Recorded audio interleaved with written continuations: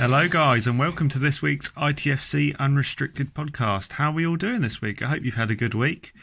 Quite a quiet week for me. No drama this week. No Twitter suspension, no speeding tickets. Quite a relatively calm and pretty boring week. Very autumnal weather out there, isn't it? I'm glad we're not on the road to Blackpool today. I'm sure it would have been an absolutely bitterly cold day. Probably miserable, probably as miserable as the last time we went up there. So obviously we've got all that to talk about coming up. Town's, fifth game of the season? Second away game, isn't it? No, third away game, sorry. So we've got all that to talk about, as well as all the latest Ipswich Town news, as we always do on a Sunday. Got all that to talk through as well. So we'll roll straight into the news and see what's been going on this week. News team, assemble! It's actually a little bit of a slow news week this week. I wouldn't say there's as big a stories as we've covered in the past on this podcast, but yeah, not the biggest amount of stories, and I think that's obviously what's going to happen going forward as we get into the season more. There's going to be more games coming thick and fast, and there'll always be the big talking points. But I'd say the really big news coming out this week is the Let Fans In petition, and if you haven't signed it already, I know they've reached their 100,000 signatures required to get it discussed in Parliament, but you know, the more support that we can get for this, the better. I really urge you to find that petition and put your name on the list, because it's a harsh reality that we're facing at the minute, that the footballing world as we know it is dying a really slow death, particularly at League 2 level and below, with so many sides relying on the support of their fans to remain operational. And we saw with England playing this week, the squad featured players who have featured for more combined appearances in the Football League than they have in the Premier League, despite all being at Premier League clubs. And you know, the same could be said for Wales, who featured a wide number of players who are playing at Championship level and below. And if it carries on like this, then the future of football is going to be very different, and we're not going to see these ways in which clubs can develop players, and players themselves develop by playing at lower levels before achieving their dream at playing at the highest level. It simply won't be able to happen, because clubs will be going out of business. And you know, I don't like to get too political about this. The government have come under a lot of flack, and quite rightly so, I think, and they just need to be doing more to support these clubs. You can't be telling us to go to the cinema, go to the pub, which are arguably more dangerous in terms of spreading this coronavirus than, you know, all these football stadiums which have put loads of investment in to make sure that they're safe and make sure that they keep everyone safe and make it a generally safe environment for people to go and watch football. And we need to see change happen in order for football clubs to survive, and generally just for people to enjoy going to football again, getting out there, and yeah, just returning to some sort of normality, especially when it is pretty much safe to do so. So if you haven't signed up to that petition already, I really would recommend searching that out, and hopefully it does bring about some change. But that's the biggest news of the week, but we'll get on to more localised news which affects Ipswich Town. So we'll start with Sunday. Ipswich ladies continue their 100% start to the season with yet another victory to nil, this time a 4-0 victory over Cambridge City in a game that was moved to Playford Road after some absolute torrential rain over the weekend, I think it was last week. So they had to get moved down to Playford Road, where they could keep that fixture running. And as we've said in the past few weeks, really great to see that they haven't lost that momentum or that form that they had last season, which definitely warranted promotion. We cannot argue that in any way, shape or form. But some sad news, but on the positive side, it's shown that the club's doing some really good work. It was revealed later in the week that assistant manager Paige Shorten will be leaving the club to move onto a role with the FA. So Paige has been with the club since 2018, October, I believe it was. And just looking at the sheer volume of messages from Joe himself, the players and all the fans, she is going to be sorely missed, and obviously a part of this big journey that Ipswich ladies have been on. And she's at the start of this journey, and someone has got to come in and help pick up the slack and carry on her good work, along with all the good work that is going on at Ipswich Ladies. So, yeah, I don't think any of us can deny her the opportunity to go and work for such a big organisation, and I'm sure it's a really once-in-a-lifetime opportunity for her, especially with the way that women's football is growing over the last few years. But the FA have certainly gained a talented coach, and she'll be sorely missed, and I don't envy anyone who's got to come in behind her to fill in her boots. But yeah, we also learnt on Sunday that Adam the goalkeeper, I'm not going to say the name anymore, he's joined Braintree on a short-term loan deal until the end of the month. So well done to Luke Penning once again. He's always got his ear to the ground in terms of recruitment, really. Always ahead of the ball, really, and ahead of the club, because this broke before the club could even break the news on Sunday that Adam has joined there. So good to see him getting some experience, even if it is just for a month or so. I think Braintree are in National League South, aren't they? So not the highest level, but at least there's an experience. That's a hard job for goalkeepers to go into somewhere where obviously there's only one goalkeeper who can play each game, and a lot of these clubs have got an experienced goalkeeper to hand. For a young goalkeeper to go in there, it is always difficult to sort of upset the goalkeeper that is there. So hopefully he'll get some more minutes, and it'll only do him good in the long run, really. Monday, the club announced that the season ticket compensation vouchers will be on their way to those unable to collect them last month. I've seen a fair few posts on Twitter about people who have received them, so looks like they are being delivered this week, but if they haven't arrived just yet, I'm sure they won't be too long, so just be a little bit patient for a little bit longer. Tuesday, Town were triumphant in their second EFL trophy game of the season. We had a 2-0 victory over Gillingham at Portman Road. Great result from a really young and experienced Ipswich side, and you can hear more of my reaction on this, like we always do with every Town game from now on, in the mini match pod. So they always come out on a Thursday at 7 p.m. on all platforms. So if you haven't checked that out, that's there for you to hear a little bit more about the Gillingham game. But the fallout from that, Paul Lambert was full of praise for his young side, saying that this is only one step on a massive journey for him, and if they keep performing like that, then hopefully we'll get a few more through the ranks. And can only agree. Obviously, we can't get too carried away with this result. I don't think Gillingham were taking the game too seriously. Definitely rested a lot of their first team players, but certainly a great result for a really young Ipswich side. And there was a few performances in there that I think would have a lot of the Ipswich first teamers worried, because if they carry on playing that well, that these young lads are going to be chomping at the bit to get into that matchday squad each weekend, or each match day I should say. David Cornell also got some praise from Paul Lambert. Cornell was the captain on Tuesday night, which is probably a bit of a surprise, but he was obviously the most senior member of the Ipswich squad. Hasn't been there the longest. You got the likes of Wolfenden and Danassian in that squad, but Cornell certainly the most senior, and probably you would argue has played more first team football across his footballing career than the rest of them. And Lambert comes out and says he's a really good character, a lovely guy and a good pro. The passing range from him was fantastic, and I'm going to be honest, I wouldn't be surprised to see Cornell replace Thomas Holy later down the line in the season. And that's probably going to come as a shock to many of you, particularly how Holy and the defence has started this season. But from what I've seen from David Cornell, he's growing in confidence game by game, and he does stuff particularly on the ball, which, yes, is not really the goalkeeper's job. It is about keeping clean sheets at the end of the day. But I've seen a lot more from Cornell in terms of his passing ability than I have from Thomas Holy at times this season.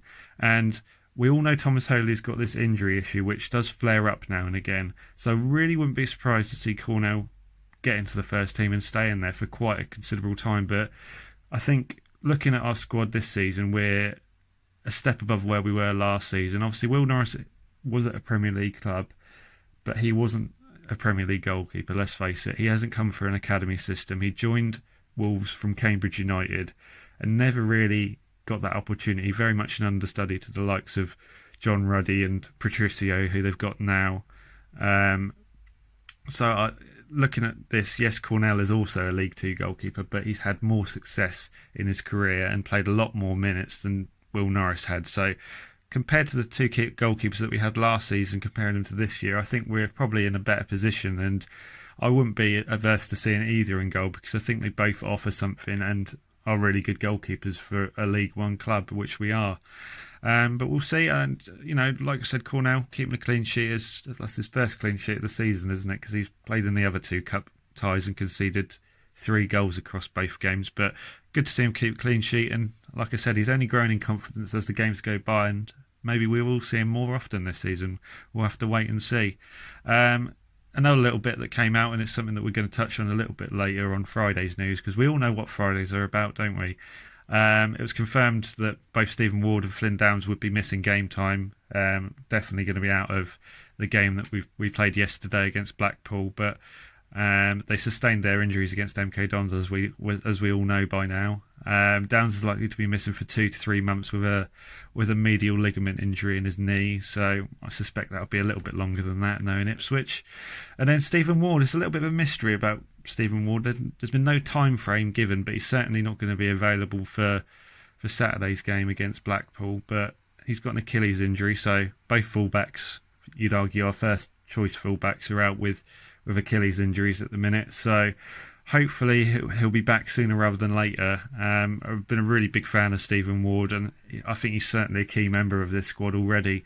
And we saw on Saturday, I know a few people were defending him as well. It's not all his fault, and I think he does struggle to come in, when he's unexpected to come into a game. But Kenlock is a significant downgrade on Stephen Ward, and I think even the likes of Corey and Garber and even Donatian probably could play there and offer us more than what we get from Miles Kenlock. So hopefully we won't have to worry about that, and Stephen Ward is back in the coming weeks. We'll have to wait and see, though.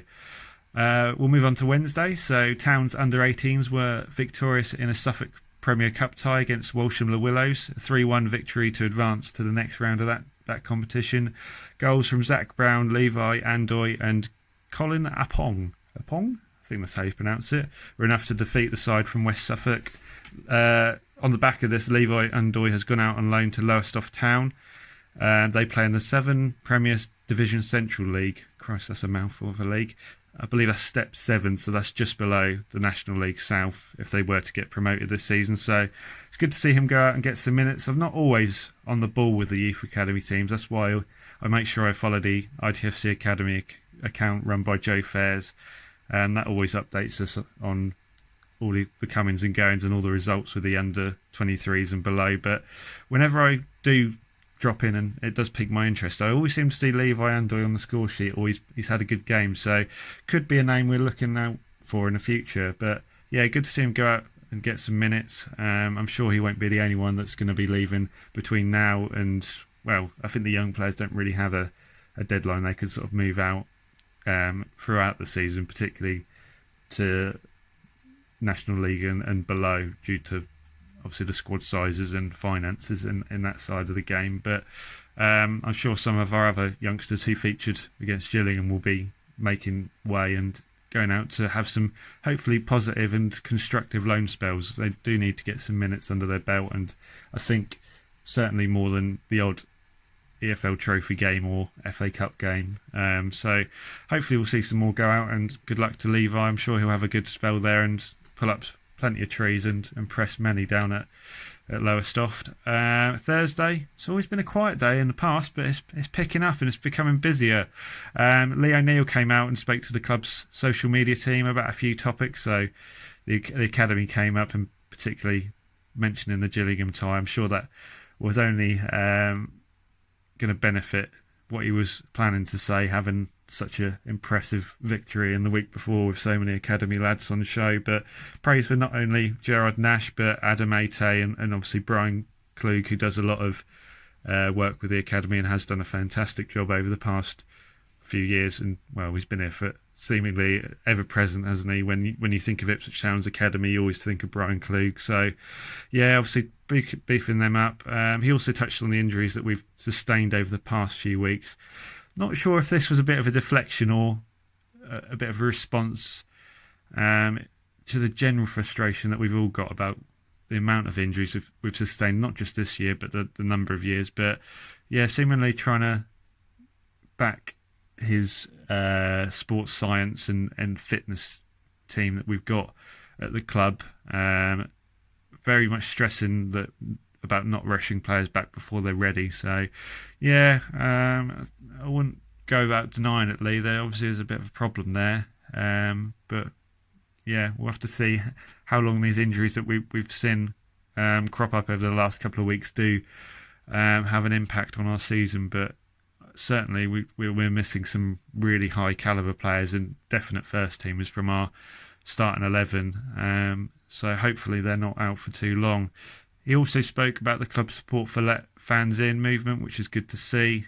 I think they're working with Tom Hunt, or at least have had discussions with our local MP about it. So hopefully them and a number of other clubs can use their influence in the community to help get this discussed, at least by government and hopefully we can see a return to fans across the footballing world, not just at League One level. Another thing to come out from Lee O'Neill, certainly downplaying any transfer activity between now and Friday's deadline. Obviously, Sky Sports wanted you to believe that it was transfer deadline day last week.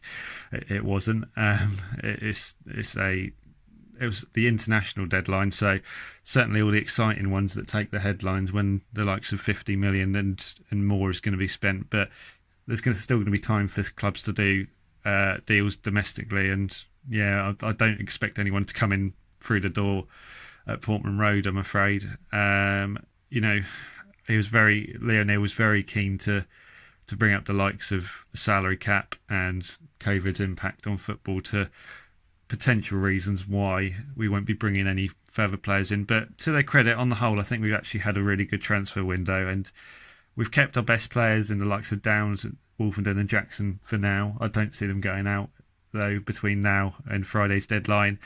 We've also tied Wolfie and Dobra down to new deals, which is really good to see. And I think the lads that we've brought in, and I particularly mentioned the likes of Ward, Hawkins and Cornell, I think what we've seen of them, obviously we've seen more of Stephen Ward and Ollie Hawkins than we have of David Cornell. They look more than capable as League One players, and I think they really add something to the squad, some areas that we lack, particularly at left back, where we haven't had that experience and leadership there. We've got someone there, so long as he's fit, who can perform that role really well and has done up until this point. Hawkins doesn't look like a goal scorer as yet. That may change. It only takes a good patch of form to let the confidence build, and maybe he'll be finding the back of the net more than we expect. But he's looked really good up front as this hold-up support striker, which is an underrated part of a striker's game, but a really important one, and again a role we haven't had for a number of years, I'd say. And yeah, Cornell, as we said earlier, looks like he's growing in confidence and could be a really good signing. And then you've got the loan signings that have come in as well. So McGuinness and Bennett's joining up. I think they're both going to be solid additions. Yet to see him play. That may change with Saturday's game, but I think they're going to be solid additions as well. But I do have a worry about the goals on the side, and that's with the injuries that we've sustained. So we haven't got James Norwood or Aaron Drinnan for at least another month or so, you'd argue. Norwood, I don't think, will be back before Christmas, I'm going to be honest. And yeah, Jackson, we've not seen what he's going to offer yet. We know he can score goals, but we also know he's got a lot of limitations to his game. Hawkins and Sears are exactly the same, I'd say. Better off the ball, and their general work rate is really good. But in terms of goal scoring, I don't think they're going to contribute double figures this season. Maybe not even double figures between them. So I think I would have liked to see another striker come in. But we're losing time there, and if the salary cap, as we're led to believe by not only O'Neill and Hawkins, Hawkins? I don't know what Hawkins has got, what information he's got on the salary cap. Lambert is also singing off the same sheet in his press conference on Friday. If the salary cap is that big of an impact and we are really up against it, then we're not going to bring anyone in. But the targets that I picked out last week, Omar Bogle is off the market now. He's joined Charlton, so I'm a bit gutted about that. He's going to be a really good signing for them, I think. And then I believe there's interest in Niall Ennis as well. I think Portsmouth and Oxford have both been interested in him, so we may lose out there if we were ever interested in him. I highly doubt we were. And Will Keane isn't going to come back either. He's gone to Wigan, so I know a few people are a little bit upset about that, and a lot of people are delighted about that. So he won't be back either. So yeah, I'm not expecting anyone to come through the door, let's be honest. Whether that is a striker or any other player, I think we're very much done. It's going to be players going out on loan more than anything over the next week or so. So yeah, wouldn't keep your eyes peeled to the Ipswich social media pages, although they have done quite well at surprising us. We've had a few surprise loan signings over the past few weeks with the McGuinness and Bennett, but I'm not holding out much hope for anyone else between now and Friday. Speaking of Friday, and we all know what Fridays are about, it's press conference day, but first we've got some news, and Paul Lambert is manager of the month for September.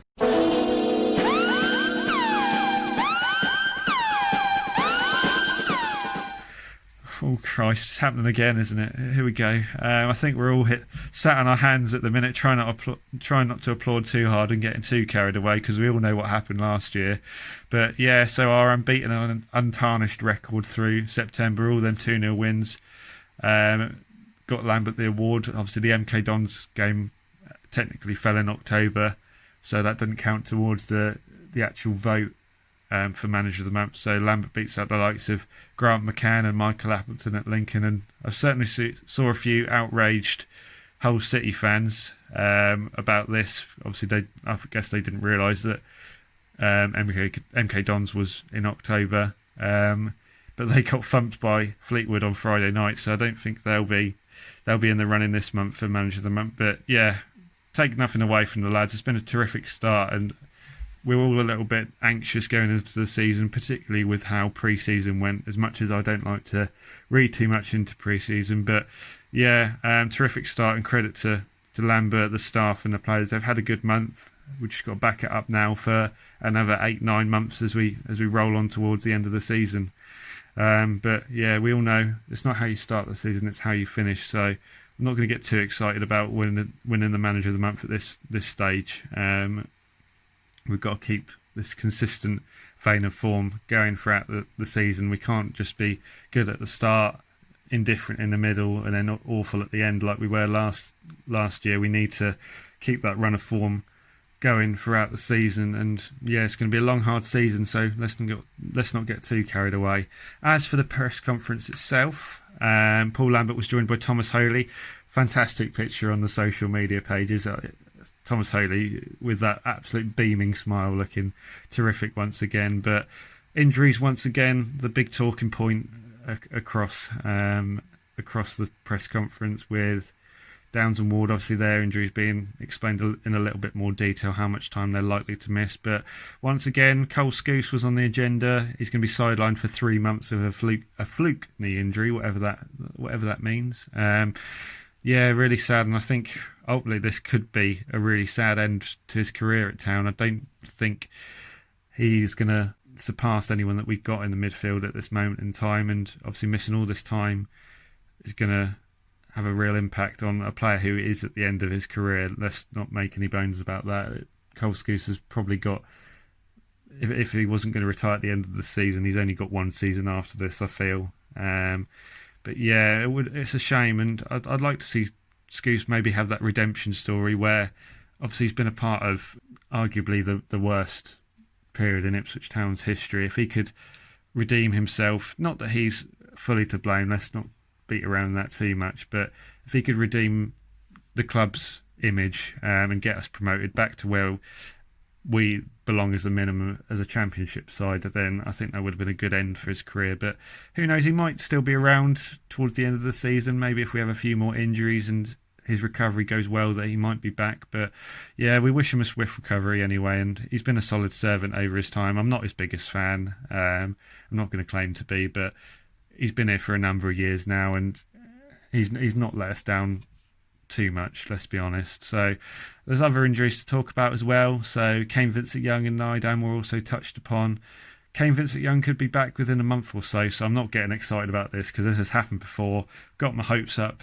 They're going to talk about him being back, and then he just isn't seen for another 6 months. So let's not get too excited about Kane Vincent-Young. I don't think he's going to be back anytime soon. Tristan Nydam is making progress too, seeming a little way off as was revealed, but I think he could really be a dark horse for that left back spot. Wardy's been terrific, and I think he's going to be the starter for this season at least. But he is 35, and there's only a matter of time before you have got to start looking towards the future. Kenlock seemingly will never grasp this opportunity with both hands and nail down that left back spot. But Nydam could stake his claim, and we've seen a lot from Nydam, a very energetic little player. At least he was before this horrific injury that he suffered, and I think he could really, that could be his calling in life, to be that left back for us that we need. And we've seen a lot of modern fullbacks. They're not particularly bulky and strong, but if they're quick and athletic and if they're busy little players, can get up and down the touchline and generally have a positive impact on the game, both in the attacking sense and defensively, he could be a really good little player for us. And as we go later into the season, where games come thick and fast, if he's back around the Christmas period or a little bit after, when legs are a little bit weary, then he could actually be a really good signing, a really good player to come into it for us. But we'll have to wait and see. Obviously, we know how recovery goes with Ipswich. He may not even feature this season. But yeah, speaking of left backs, we've also got Luke Garber on the agenda. Obviously, he signed for Blackpool, as we all know now. They spoke about our interest in him and whether a move was likely for us. And I think perhaps we missed a trick here. I don't know if we were ever really interested in him. I'm sure we were, but there's no deal on the table seemingly, because, as Paul Lambert said, we assumed he would get the Championship move. He had a good year with us, and I thought he was destined for a Championship move. Perhaps not a established Championship club, but the likes of Coventry or Rotherham could probably have taken him on and would have been a real asset for them. But that move didn't happen, unfortunately, and he joined Blackpool. But Lambert stated that he didn't really see Garber as a left back, preferring to play him further up the pitch as opposed to an actual left back. That's why we went after Ward. But yeah, weird. I would have thought we would have been in for him, at least just to inquire, that have that offer on the table, that if that Championship move doesn't come about, then we're here and we would like him at the club. But I wouldn't say he fits into the current system. He's more of a natural 4-4-2 style winger, I'd say, as opposed to a really attacking 4-3-3 wide man. But I think he would have offered something. But I'm happy with Stephen Ward as our left back. I wouldn't have been delighted to see Luke Garber play there for a whole season. I don't think he's particularly strong defensively, and maybe that's an avenue we can exploit on Saturday against Blackpool. But no, we'll see. Thomas Holy has made a rod for his own back, really. He said he's never seen anyone take a better free kick than Luke Garber. I'm guessing he means in person, because I think Roberto Carlos and Lionel Messi would have something to say about that. But he set himself up royally, hasn't he? We'll find out in a minute whether he's picking one out of the back of his net against Blackpool. But yeah, on the whole, a rather cheery press conference. I think there's a lot of optimism and definitely a determination to return to winning form. But we'll have to see. So we'll roll on into that now. We'll see how Town got on in their third away game. I got it right this time. Third away game against Blackpool, where we finished our away campaign last year before the season stopped. That was our last away game. We lost 2-1 there last year, so hopefully we haven't seen a repeat. So let's see how we got on against Blackpool.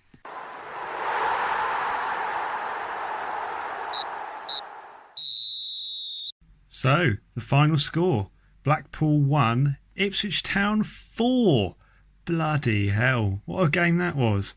So Town made 3 changes, 2 enforced due to injury, with Stephen Ward and John Nolan missing out due to respective Achilles and calf injuries, which meant Miles Kenlock and Emir Hughes came into the side for their first starts of the season in the league.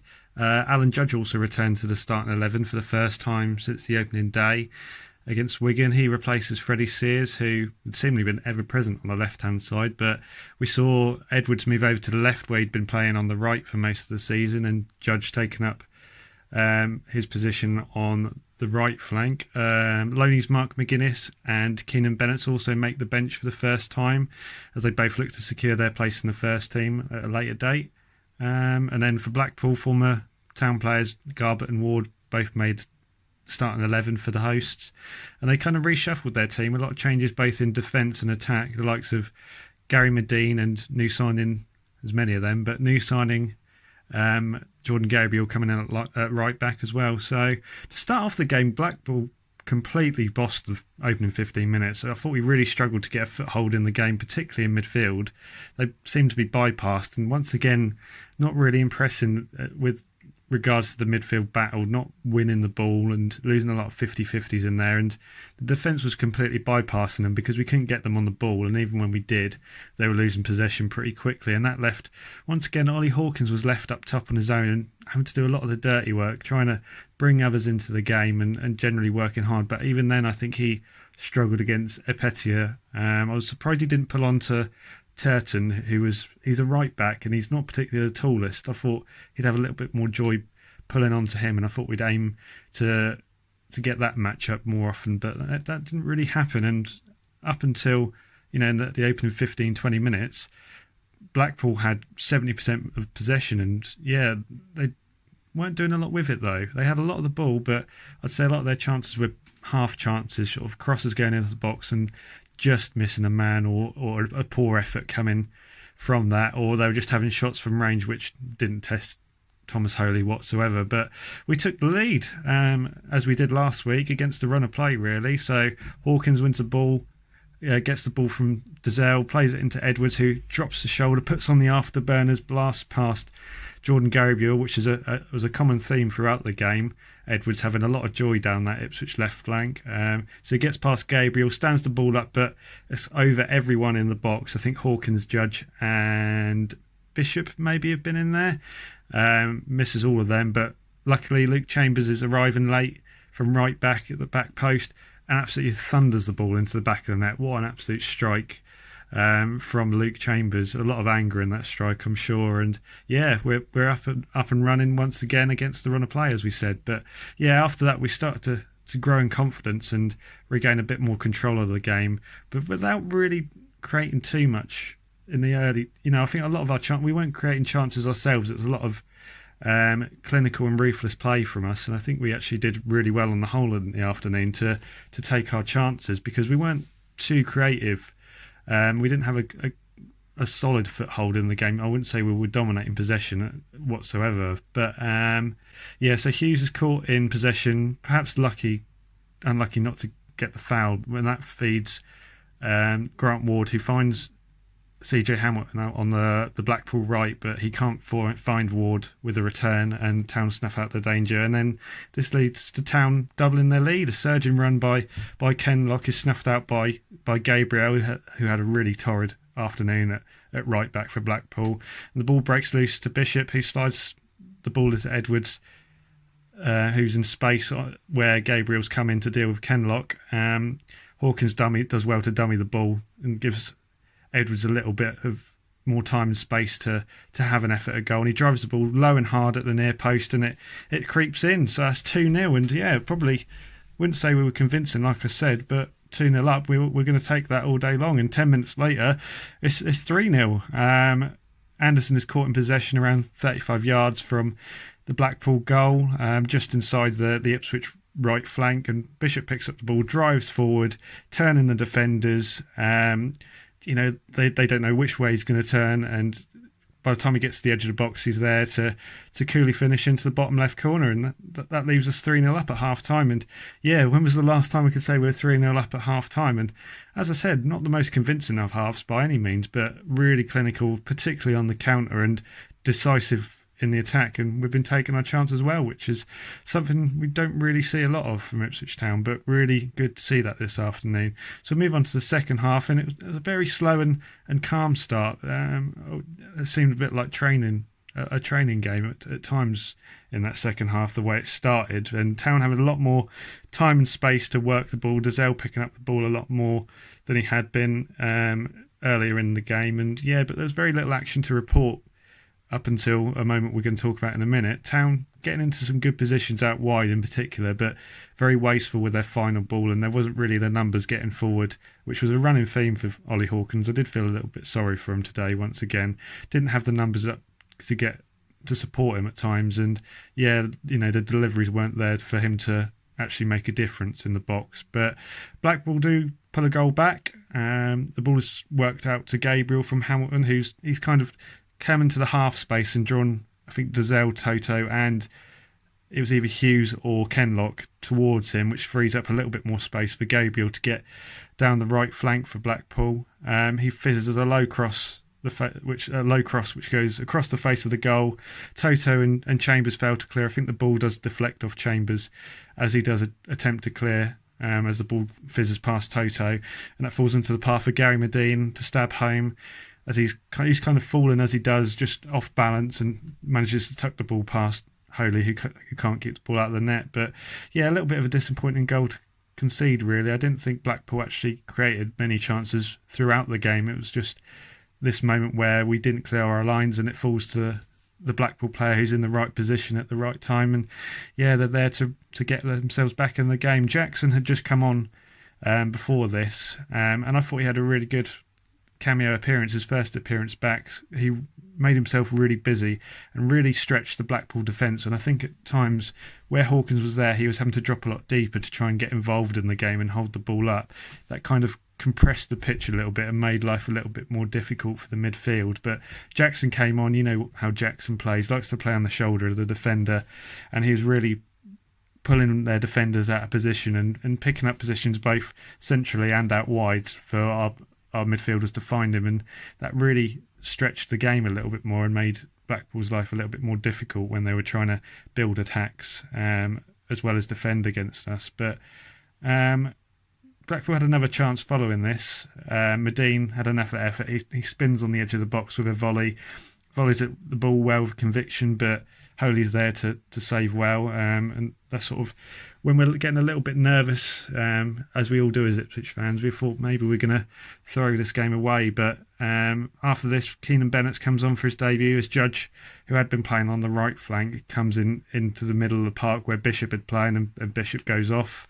Judge plays a great pass over the top for Jackson after this, who jinks his way inside the Blackpool box from the right-hand side, doing everything right, but then misplaced a 3-yard pass, bless him. I think a little bit rusty, unfortunately. Maybe he got a little bit ahead of himself there, but as we said, he's had a good game, and yeah, unfortunately not to get Bennett's on the end of that for a dangerous effort. Bennett's would go on later to have an effort which would just fizz across.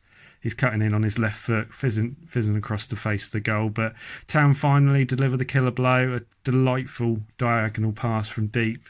Chambers in that right back position, pinging the ball diagonally across to Edwards, who has an inch-perfect touch, once again taking the ball in stride, beating his man once again for the umpteenth time this afternoon, and finishing with conviction low at the near post. And that's 4-1, and what a result that was. Absolutely brilliant. And I think a lot of people were pretty nervous going into the game, obviously with all the injuries that have happened in the past couple of weeks, and the performance last week certainly wasn't the best, but phenomenal this afternoon. And if we're going to pick out one man, it's Gwion Edwards finally getting to play as a left winger. You know, there might be something in that. You know, we've not seen him there a lot, but he actually gets his opportunity to play there for once, and absolutely thriving with 2 goals and an assist today. Brilliant, absolutely brilliant. And a really, I'd say it wasn't really a Town performance, not what we've seen for a long while. It's very seldom seen that we have very few chances, but the chances we get, we're ruthless with them and are actually really clinical in attack. And yeah, long may that continue, because that's what we need to see from this team. Because like we've been saying for the last couple of weeks, I'm not seeing a lot of goals in the team from our strikers, but if the midfielders are going to keep doing this and the wingers are going to keep scoring, then it's going to be a good afternoon for us. But yeah, long may this form continue with the results elsewhere going our way.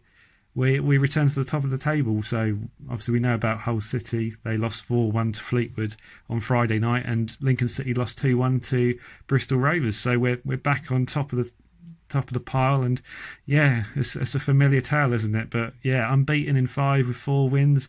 Can we really ask for a lot more? I don't really think so. So we'll just finish up with the player ratings. So obviously always out of 10. These are on Twitter as well if you want to see them and shout at me, because I've got them completely and utterly wrong. So Thomas Holy, 6. Didn't really have a lot to do today. Probably a little bit disappointed to concede the goal that he did, but generally on the whole did well. A few nervous moments for set pieces, but on the whole pretty good. Chambers 8, a goal, an assist and a really solid performance. Didn't really see anything come down the Blackpool left flank from either Garber or Yates. Really good performance from the captain there. Certainly be delighted with that goal. Like I said, hit with absolute venom and anger, I think, that volley. So great finish from him.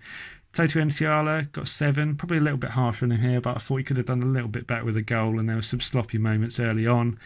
James Wilson gets a 7 as well, also some sloppy passing from him, but solid on the whole again. Really solid performance from him.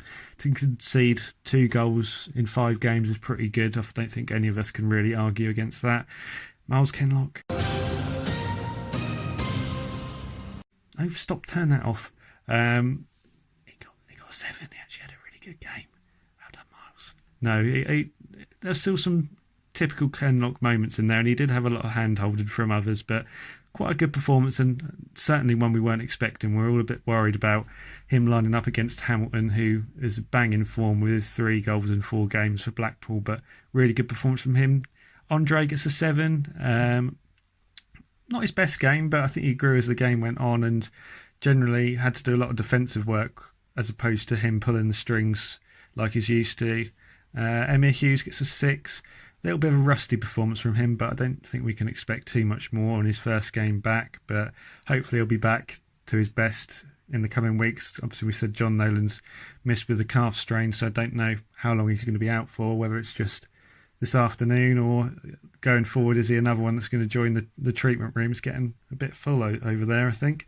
Teddy Bishop, 7, goal and assist as well. A little bit quiet at times in midfield. I think it was a good battle in that midfield, particularly in the first half, but another good performance from Teddy Bishop, and great to see him amongst the goals, both assisting and scoring. Alan Judge, 7. I thought it was really good today. Really busy little performance.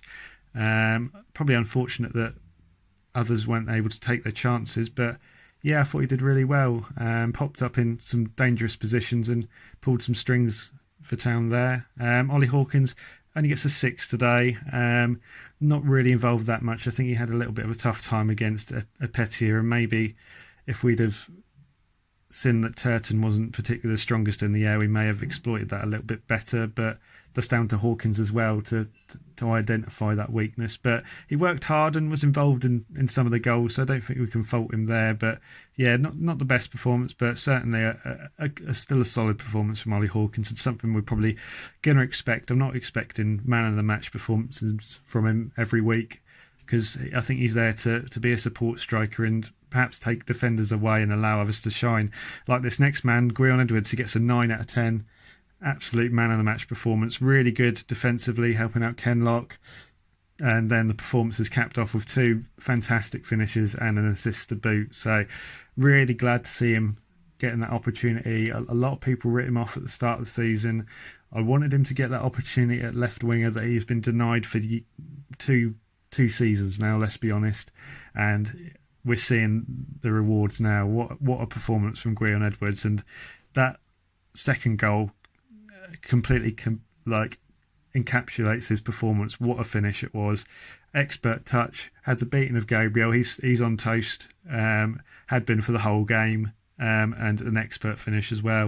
And then the substitutes, Caden Jackson gets a 7, maybe a little bit generous, but I thought he ran the channels really well. And you know, it was quite a positive return for him, maybe a little bit rusty, especially in the final third, but a good game on the whole for Jackson, and certainly proving that he can offer something in this system as the lone striker. A lot of people were questioning that as well, and I'd like to see him in a few more games, maybe from the start, to see if he can have a bit more influence. But as that impact sub, we've seen even in the Championship, he was quite effective at being an impact sub, coming off the bench and using his pace to cause some danger and stretch defences. So I thought that was a good performance off the bench. And then Keenan Bennett's 6 out of 10. Didn't see a lot from him, but didn't do a lot wrong. And yeah, hopefully we'll see a little bit more from him going forward. And who knows, there may be a start on the horizon if he does put in some solid appearances from the bench. And then just a little word on our opposition. Blackpool, 5 out of 10. Certainly look like a side who've gone through a mass overhaul in the summer. And I think there were some encouraging spells for him there, but you can tell that their system is still very much a work in progress. I think in reality I'm disappointed that we actually conceded, because I don't think they actually threatened us, besides Medine, who has that obvious quality, being a championship caliber striker, you'd argue, but he just didn't have the service. And I think there's still a few players that they need to perhaps get in tune with what Critchley is trying to do, and work out who are the best 11 that they can put out, because I think they've had, well, as we said on Thursday, there's been so much chopping and changing with players coming in and players going out that they've still got to try and work out who's actually going to be best for them. And as we've seen, particularly in our relegation season, when you lose quite a sizable chunk of your first team squad and replace it with players who haven't played together, that does take a little bit of time to gel. So we'll see. I'm sure Blackpool will be a sterner test the next time we face them, but really delighted to get that scout. Beside, we didn't beat last year, and we've got them.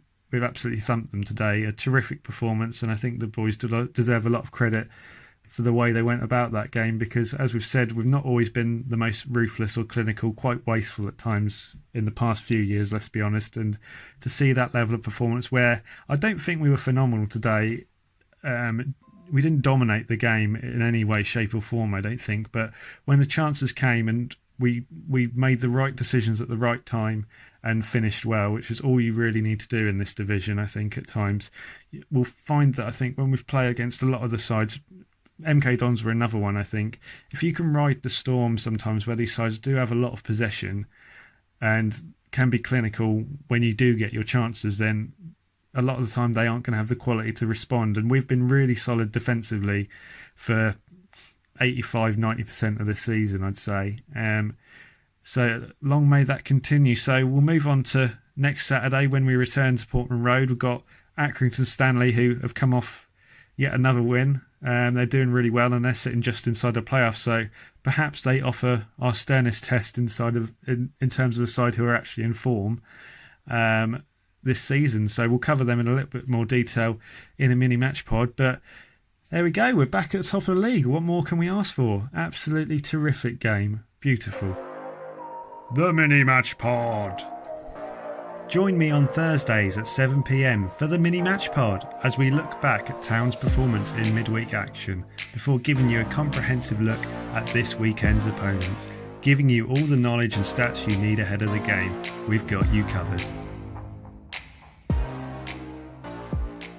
So that'll do us then, guys, for this week. Thank you very much for listening again, and I really hope you enjoyed this video as much as you enjoy Town's performance. It was an absolutely terrific game. I'm still on a high as I'm talking about it now, and I think that'll last all week until we play Accrington again. But make sure you check out the mini match pod on Thursday. That will give you all the information you need on Accrington Stanley.